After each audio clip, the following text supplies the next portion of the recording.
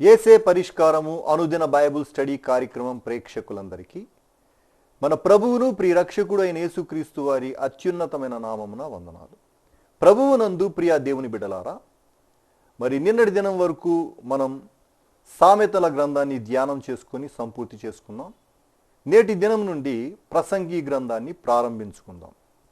మీరందరూ బైబుల్తోనూ నోట్బుక్తోనూ సిద్ధపడి ఉంటే రైట్ రెవరెండ్ డాక్టర్ కారుపాటి శ్యామ్సాగర్ గారు ప్రార్థన చేసి ప్రసంగి గ్రంథం యొక్క సమీక్షను ధ్యానం చేస్తారు. ప్రభువునందు ప్రియ దేవుని బిడ్డలారా, నేటి వాక్య ధ్యానం కొరకు సహకారాన్ని ఇస్తున్న కుటుంబం దుగ్గరాల వాస్తవ్యులు పోలుమట్ల రాజరత్నం సుశీల రత్నం గార్ల 50 సంవత్సరాల వైవాహిక జీవితం పూర్తి అయిన సందర్భంగా కుమారుడు కోడలు మోజెస్ బాబు మరియు శిరోమణి, కుమార్తె అల్లుడు కరుణా మోజెస్, శ్యామసుందర్రావు గారు మరియు మనుమలు మనుమరాండ్రు సహకారం ఇస్తున్నారు. రాజరత్నం గారికి సుశీల రత్నం గారికి ప్రత్యేకంగా యేసే పరిష్కారం పక్షంగా 50 సంవత్సరాల వైవాహిక జీవితం పూర్తి చేసుకున్న సందర్భంగా శుభాకాంక్షలు తెలియజేస్తున్నాను. వారి కుమారుడు కోడలు కుమార్తె అల్లుడు మోజెస్ బాబు శిరోమణి కరుణా మోజెస్ గారులను శ్యామసుందర్రావు గారిని అభినందిస్తున్నాను. 50 సంవత్సరాల వైవాహిక జీవితం అంటే ఇట్స్ బ్లెస్డ్, చాలా దీవెన కార్యం ఇది. ప్రభు ఈ బిడ్డలను దీవించినట్లు ప్రార్థన చేద్దాం. ప్రార్థించుకుందాం. మమ్మల్ని మిక్కిలిగా ప్రేమిస్తున్న మా ప్రియ తండ్రి, మీకు వందనాలు. రాజరత్నం గారి కొరకు, వారి కుటుంబం కొరకు మీకు కృతజ్ఞతలు. బిడ్డలకు ఇచ్చిన 50 సంవత్సరాల వైవాహిక దీర్ఘ జీవితాన్ని బట్టి వందనాలు. ఇది అనేక మంది అందుకోలేనటువంటి ధన్యత వీరికి ఇచ్చారు. వీరి బిడ్డలు మంచి నిర్ణయం తీసుకున్నారు, వారిని గౌరవించి కనపరిచారు. మీ కృతజ్ఞతలు. కుమారుడు కోడలు కుమార్తె అల్లుడు మనుమలను మీరు ఆశీర్వదించమని ప్రార్థిస్తున్నాం. రాజరత్నం దంపతులను దీర్ఘాయుష్యు చేత ఆశీర్వదించమని ప్రార్థిస్తున్నాం. అలాగే ప్రసంగి గ్రంథం నేడు ప్రారంభిస్తున్నాం. మీ కృప నిమ్మని యేసు నామమున అడుగుచున్నాము తండ్రి, ఆమేన్. ప్రభువునందు ప్రియ దేవుని బిడ్డలారా, దేవుని మహాకృపను బట్టి సామెతల గ్రంథం పూర్తి చేసుకోగలిగాం. పాత నిబంధన గ్రంథంలో 39 పుస్తకాలు ఉన్నాయి. పంచకాండాలు మోషే గారు రాశాడు. మొదటి 5 కాండములు పంచకాండములు, ధర్మశాస్త్రం అని కూడా పిలుస్తారు. తరువాత చారిత్రక గ్రంథాలు 12, 9 చెర ముందు, 3 చెర తరువాత. తదుపరి 5 పొయిటికల్ బుక్స్, గద్యభాగం 5 పుస్తకాలు. దాని అనంతరం మేజర్ ప్రొఫెట్స్ 5, మైనర్ ప్రొఫెట్స్ 12 మంది. మొత్తం 39 పుస్తకాలు.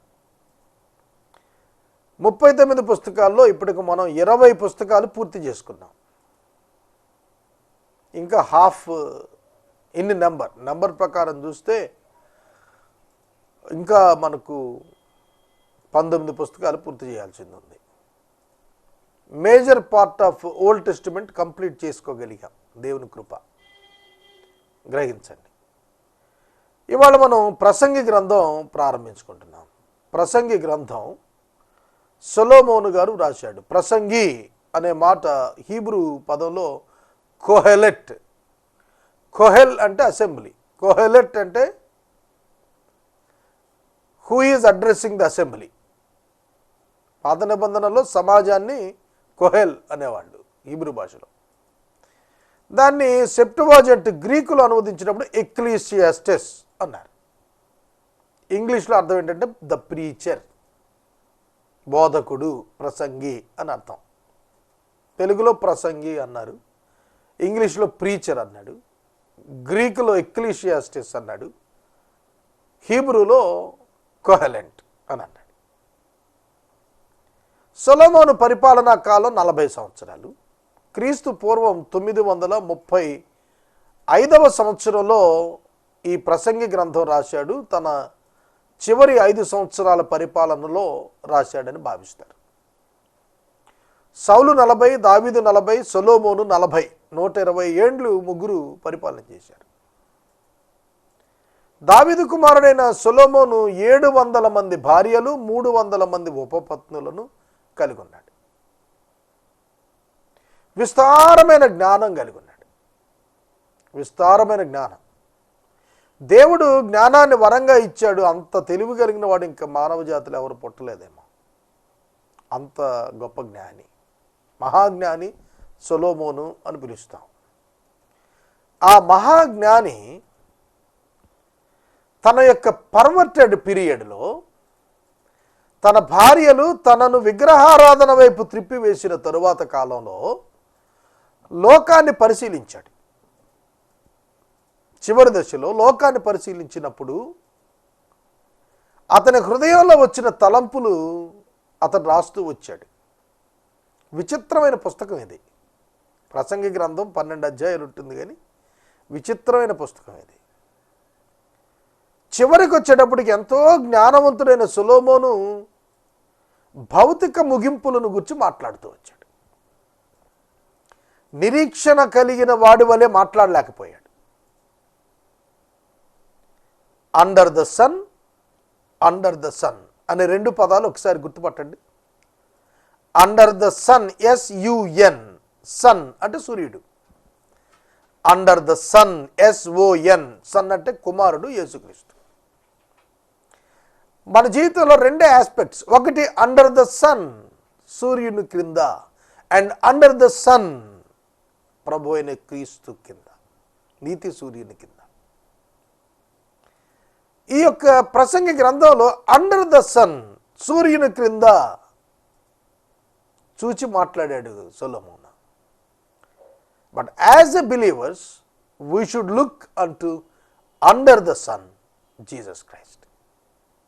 యేసుక్రీస్తు వైపు చూస్తూ యేసుక్రీస్తు ప్రభువు క్రింద మనం కొనసాగుతున్నాం. That is the difference. కనుక సొలొమోను తన ఆధ్యాత్మిక పతనావస్థలో, కన్ఫ్యూజన్ స్టేజ్లో, స్పిరిచువల్ బ్యాంక్రప్సీలో చాలా విషయాలు వ్యర్థం వ్యర్థం వ్యర్థం అంటూ వచ్చాడు. 37 పర్యాయాలు వ్యర్థం అంటూ చెప్పాడు. నరుడు అనే పదం ఇందులో 2 రకాలుగా వాడబడింది. నేను చాలా సంతోషపడ్డాను ఈ బైబిల్ స్టడీ చేస్తున్నప్పుడు ఈ గ్రంథం మీద. 24 పర్యాయాలు ఆదామును గురించి మాట్లాడాడు. హీబ్రూ భాషలో మ్యాన్ అనే పదాన్ని 24 times used for Adam, the first man in man kind. మొట్టమొదటి మానవుడైన ఆదామును గురించి నరుడు నరుడు నరుడు అన్నప్పుడు ఆదాము దగ్గరికి వెళ్ళిపోయాడు. అందుకే అంటాడు 2000 సంవత్సరాలు ఒక నరుడికి ఆయుష్ ఇచ్చినా మారు మనసు పొందకపోతే అతని జీవితంలో ప్రయోజనం ఏమిటి అని అంటాడు. అద్భుతం ప్రసంగి గ్రంథం. 37 పర్యాయాలు వ్యర్థం వ్యర్థం వ్యర్థం అంటూ చెప్పుకుంటూ వచ్చాడు. వ్యర్థము అంటే ఇక్కడ అర్థం వేస్ట్ అని కాదు, శూన్యము. శూన్యము వేరు, వ్యర్థ పదార్థం అన్నప్పుడు వ్యర్థం అన్నది వేరు. Waste is different, vanity is different. Telugu భాషలో వ్యర్థం అనేది మనం వేస్ట్ అంటాం, కానీ ఇక్కడ వ్యానిటీ అంటే శూన్యం, ఏం కనపట్టలేదు. Not to identify anything. Blur అయిపోయింది అంటారు చూసారు, అంతే, ఏం కనపట్టలేదు. సొలొమోను అంత జ్ఞానం కలిగిన వాడు చాలా విషయాల్లో ఏమాత్రం కూడా ఆలోచించకుండా వ్యర్థం అని చెప్పుకుంటూ వచ్చేసాడు. హ్యూమన్ మైండ్ అప్లై చేయబడింది ఇందులో. డివైన్ మైండ్ కాదు, హ్యూమన్ మైండ్, కార్నల్ మైండ్, శరీర సంబంధమైన మనసుతో మాట్లాడిన మాటలు అత్యధికంగా మొట్టమొదటి భాగాల్లో మనకు కనిపిస్తుంది. దేవుని యొద్ద దొరికే నిరీక్షణ ఆఖరికి 12వ అధ్యాయం దగ్గరికి చివరికి వచ్చేటప్పటికి చెప్పాడు, దేవుణ్ణి తెలుసుకోవటం తప్ప మానవ కోటికి విధి ఏమీ లేదు అన్నాడు. ఫైనల్ కంక్లూజన్స్ బాగానే వచ్చాడు, కానీ మొట్టమొదటి కొన్ని అధ్యాయాలు మాత్రం వ్యర్థం వ్యర్థం వ్యర్థం కామన్గా తీసుకెళ్ళిపోయాడు. అందుకని ఇది చాలా ప్రత్యేకమైన పుస్తకం. సొలొమోను యొక్క ఆధ్యాత్మిక జీవితంలో చివరి యొక్క సంవత్సరాల్లో అన్య స్త్రీలు అన్య దేవతల వైపు త్రిప్పివేసినప్పుడు కలిగినటువంటి ఆ నిరాశ నిస్పృహల మధ్యలో వివేచన లేని స్థితిలో కొన్ని మాటలు మాట్లాడుతూ వచ్చాడు. పరిశుద్ధ బైబిల్ గ్రంథంలో ప్రసంగి గ్రంథం 21వ పుస్తకం 12 అధ్యాయాలు 222 వచనాలు 5584 పదాలు 33 ప్రశ్నలు 34 ఆజ్ఞలు ఒక వాగ్దానము దీనిలో వ్రాయబడింది. మరలా చెబుతున్నాను, 21వ పుస్తకం 12 అధ్యాయాలు 222 వచనాలు 5584 పదాలు 33 ప్రశ్నలు 33 ఆజ్ఞలు చెప్పబడ్డాయి. ఇక ఈ యొక్క గ్రంథాన్ని మనం చూస్తున్నప్పుడు 12వ అధ్యాయం 13వ వచనం ముఖ్యమైనటువంటి వచనంగా మనకు కనిపిస్తుంది. 12వ అధ్యాయం 13వ వచనం, ఇదంతయు వినిన తరువాత ఫైనల్ వర్డ్స్, తర్వాత తేలిన ఫలితార్థం ఇదే, దేవుని యందు భయభక్తులు కలిగి ఉండి ఆయన కట్టడలను అనుసరించి నడుచుచూ ఉండవలెను, ఇదియే మానవ కోటికి విధి. This is the keywords. పాలస్తీనా భూభాగంలో రాశాడు. ఇది మూల ఆధారం, ముఖ్య వచ్చిన ఆధారం ఏమిటంటే మానవ కోటికి విధి ఏమిటంటే దేవుని యందు భయభక్తులు కలిగి ఉండటమే. Final decision. ఆయన యొక్క ఆఖరి మాటలుగా చెప్పాడు, దేవుని యందు భయభక్తులు కలిగి ఉంటాం మానవ కోటికి విధి, ఇది తప్పక ఇంకేం కాదన్నాడు. తర్వాత సొలొమోను గారు తన యొక్క కాంగ్రిగేషన్ను అడ్రస్ చేశాడు, సమాజాన్ని అడ్రస్ చేశాడు. అందుకే ప్రసంగి అయ్యాడు. ఎవరికి ప్రసంగిస్తున్నాడు? అక్కడున్న ప్రజలు. ఎవరా ప్రజలు? దేవుని ప్రజలు. దేవుని ప్రజలకు ప్రకటిస్తూ మానవ సంబంధమైన జ్ఞానాన్ని ప్రదర్శించాడు తప్ప దైవ సంబంధమైన జ్ఞానాన్ని కొన్ని సందర్భాల్లో ప్రదర్శించలేకపోయాడు. ఇక ఈ గ్రంథాన్ని మనం చూస్తున్నప్పుడు ఈ 12 అధ్యాయాలు 4 భాగాలుగా మనం విభజించవచ్చు. మొదటి 2 అధ్యాయాలు సొలొమోను గారి యొక్క వ్యక్తిగత అనుభవం, తను సొంతంగా ఆలోచన చేసుకుని చూశాడు. అందుకనే సొలొమోను గారు స్త్రీలను గురించి మాట్లాడుతున్నప్పుడు మరణము కంటే బలము కలిగిన దానిని, ఉరులు కలిగిన దాన్ని చూచాను, అది స్త్రీ అని మాట్లాడాడు. కనుక స్త్రీలోలత్వం వలన వచ్చిన చంచలత్వాన్ని బట్టి మాట్లాడిన మాటలలో అతను అనుభవించినటువంటి అనుభవాలు, అతని ఆలోచనలోని పర్వర్షన్ చెబుతూ వచ్చాడు. ఇక రెండవది 3వ అధ్యాయం నుండి 5వ అధ్యాయం వరకు సొలొమోను యొక్క సాధారణమైనటువంటి పరిశీలనలు, common understandings and general observations. ఇవి మనకు 3 నుండి 5 అధ్యాయాలు. సొలొమోను యొక్క ప్రాక్టికల్ కౌన్సిల్, అతని యొక్క క్రియాపూర్వకమైన ఉపదేశం 6వ అధ్యాయం నుంచి 8వ అధ్యాయం వరకు. సొలొమోను యొక్క చివరి కంక్లూజన్, ఆఖరి మాటలు 9 నుండి 12 వరకు. ఈ యొక్క అధ్యాయాలన్నీ మనం ధ్యానం చేద్దాం. ఇది చదువుతున్నప్పుడు చాలా నూతన విషయాలు మనం గ్రహించగలుగుతాం. ఏమిటి శూన్యం అని చెబుతూ వచ్చాడు. సూర్యుని క్రింద శూన్యం, అంతా వ్యర్థం, ఏమిటి ప్రయోజనం? మానవం అంటే మీనింగ్లెస్, లైఫ్ ఈజ్ మీనింగ్లెస్ అనేది మాట్లాడుతున్నప్పుడు ఆశ్చర్యం అనిపిస్తుంది. Life is meaningful under the sun of God. Life is meaningless under the sun, SUN, sun, సూర్యుడు. సూర్యుని క్రింద మానవుని యొక్క జీవితం మీనింగ్లెస్. యేసుక్రీస్తు కింద మానవ జీవితం beautiful and meaningful. Life is very beautiful and meaningful under the sun of God. ప్రభువైన యేసుక్రీస్తు క్రింద మానవ జీవితం అందమైనదిగా, పరమార్థం కలిగినదిగా కనిపిస్తుంది. కనుక మీరు ఎలా చూస్తున్నారు లోకాన్ని?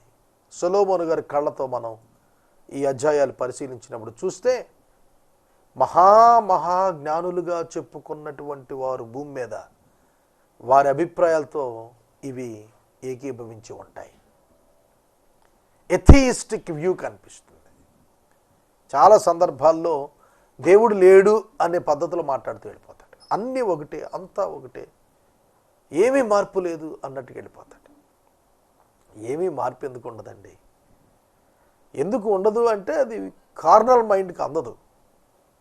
సొలొమోనే దేవాలయం కట్టినవాడే, దేవుని ప్రత్యక్షత పొందినవాడే, దేవుడు మాట్లాడగా విన్నవాడే.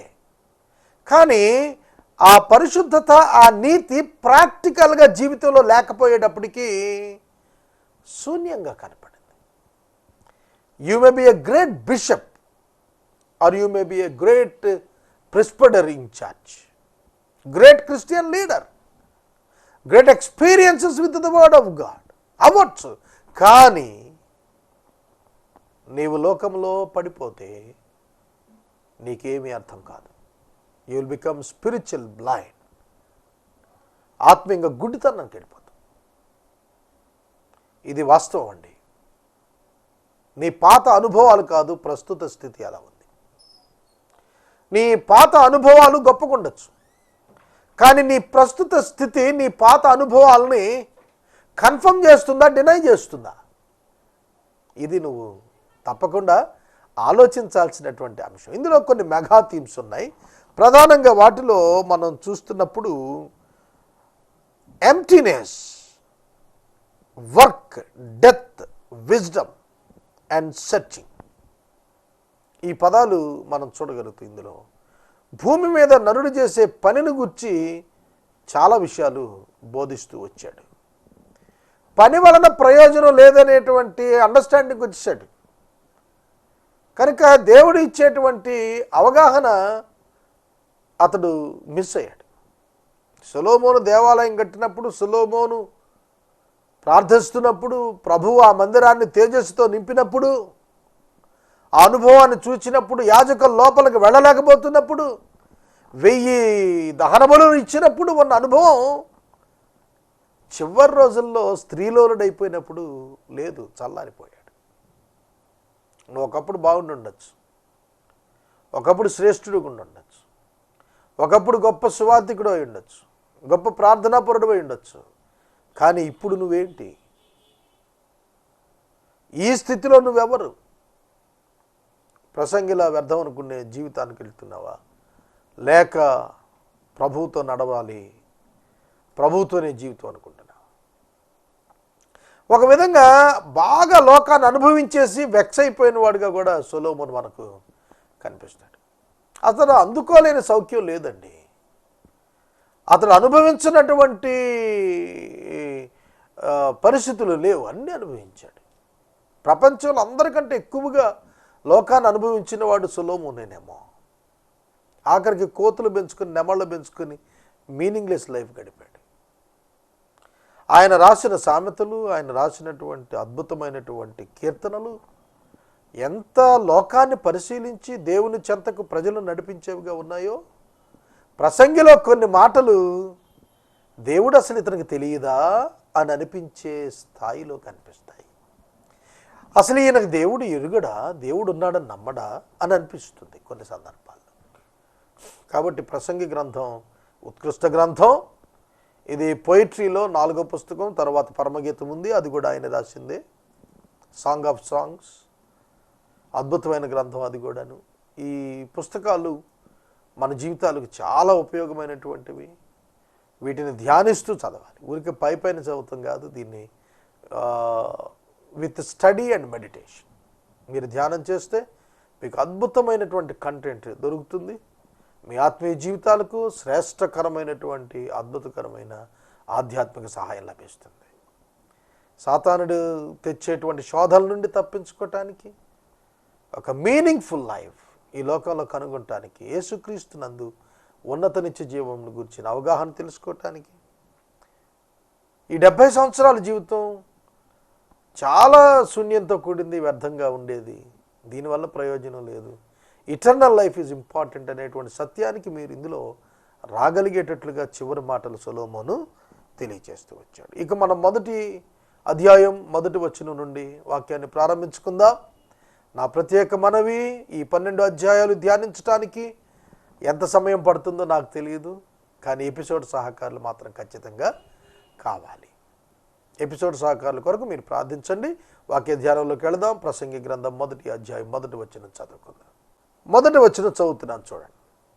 దావీదు కుమారుడును యెరూషలేములో రాజునై ఉండిన ప్రసంగి పలికిన మాటలు. The words of the preacher, the sun of David, the king in Jerusalem. ఈ పదాలు చదువుతున్నప్పుడు అద్భుతమైన తలంపులు వస్తున్నాయి. నెంబర్ 1, దావీదు కుమారుడును. సొలొమోనుకు దక్కిన ఆధిక్యత. యేసుక్రీస్తు ప్రభువారిని కూడా దావీదు కుమారుడా అని పిలిచాడు. లూకాసు వార్త 18వ అధ్యాయం చివరి వచనాల్లో గుడ్డివాడు యేసుక్రీస్తును దావీదు కుమారుడా అని పిలిచాడు. Son of David. యెరూషలేములో యేసుక్రీస్తు ప్రభువును రాజుగా అభిషేకించాలని ప్రయత్నం చేశారు. యూదుల రాజువా నీవు అని చెప్పి అడిగాడు. యెరూషలేము యూదుల ముఖ్య పట్టణం. King in Jerusalem.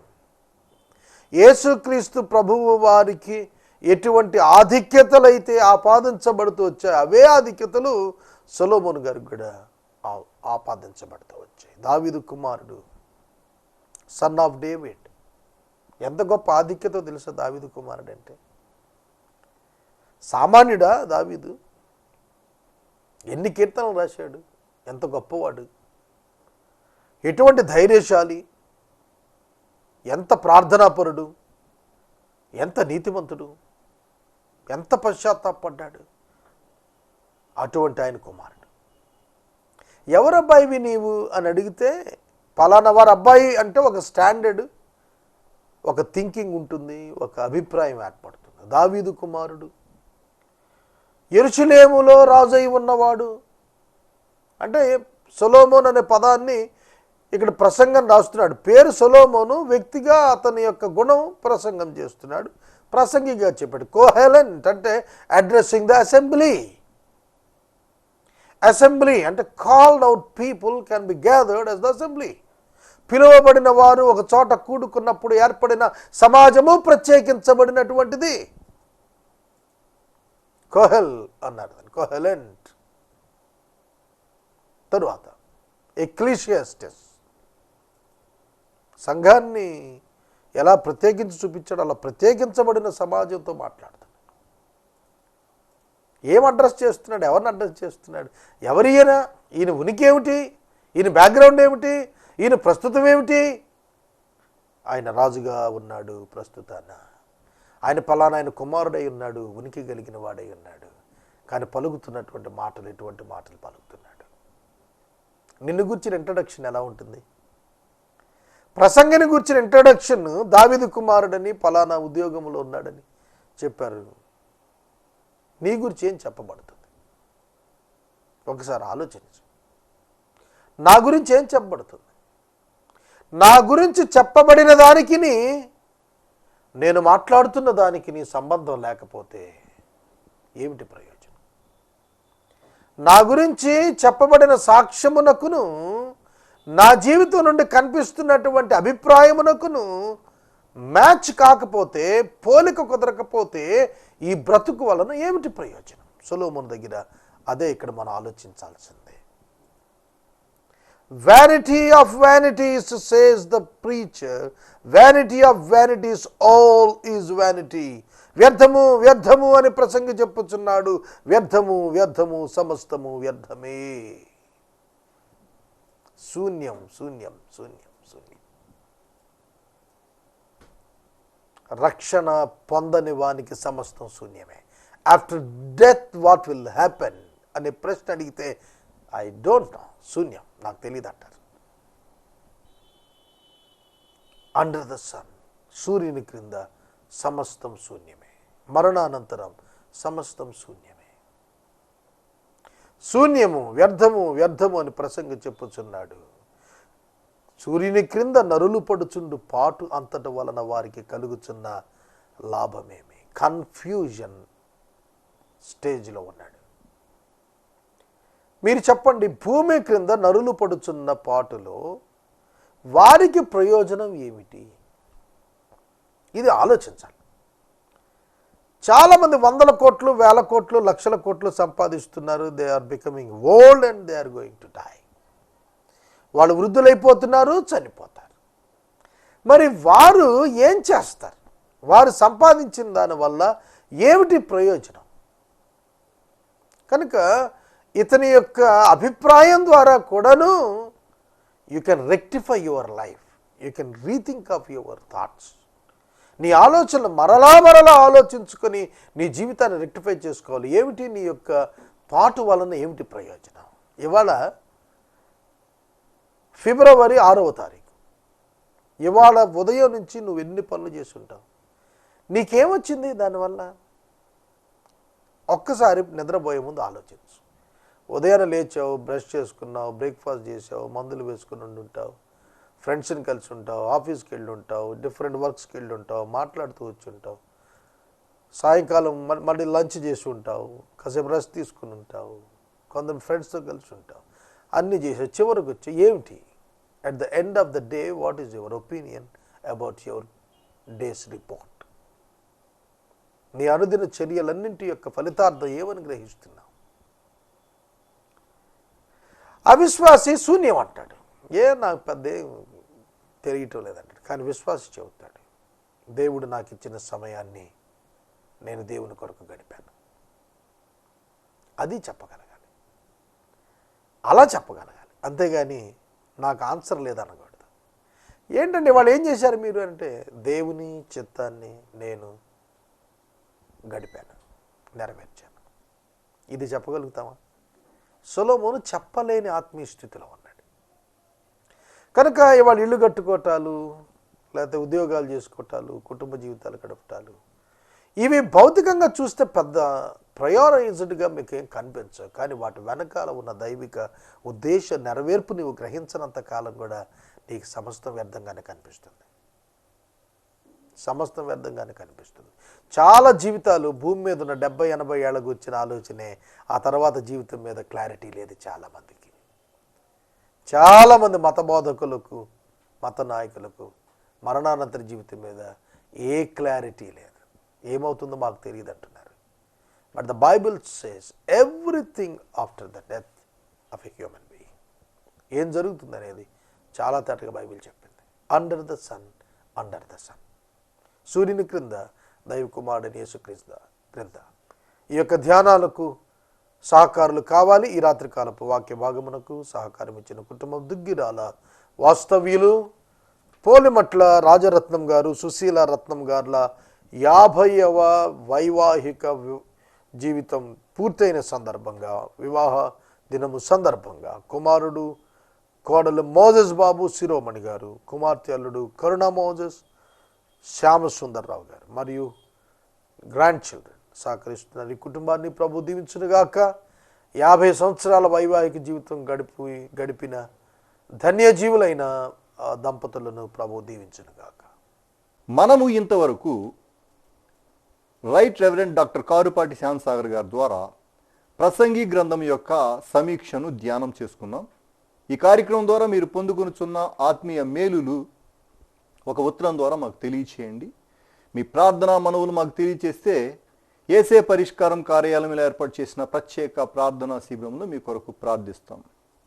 మీ కుటుంబ పక్షముగా ఒక ఎపిసోడ్ ప్రసారం చేయాలనుకున్నారు మాకు తెలియచేస్తే మా సిబ్బంది మీ గృహాలను దర్శిస్తారు. ముగింపు ప్రార్థన ఆశీర్వాదాలతో ఈ కార్యక్రమాన్ని ముగించుకుందాం. ప్రార్థన చేసుకుందాం. మమ్మల్ని మిక్కిలిగా ప్రేమిస్తున్న మా ప్రియ తండ్రి, మీకు వందనములు. రాజరత్నం దంపతుల కొరకు మీకు స్తోత్రాలు. వారికి ఇచ్చిన 50 సంవత్సరాల వైవాహిక జీవితం కొరకు స్తోత్రం. దీర్ఘాయుష్య దయచేయండి ప్రభు. వారి కుమారుడు, కోడలు, కుమార్తె, అల్లుడు మనుమలను ఆశీర్వదించండి. రేపటి నుండి ఎపిసోడ్ సహకారులు లేరు ప్రభు. నూతన పుస్తకం ప్రసంగి గ్రంథం ప్రారంభించాము. మా జీవితాలను మార్చమని ప్రార్థిస్తున్నాం ప్రభు. ప్రభువా, నీ కొరకు జీవించవలసినంతగా జీవించలేకపోతున్నాం. మమ్మలను క్షమించి ప్రభు ఆదుకొనమని యేసు నామమున వేడుకుంటున్నాము తండ్రి, ఆమేన్. తండ్రి అయిన దేవుని ప్రేమ, కుమారుడైన యేసయ్య కృప, పరిశుద్ధాత్మని యొక్క అన్యోన్య సహవాసం సదాకాలం మనకెల్లరకు నువ్వు తోడై ఉండును గాక.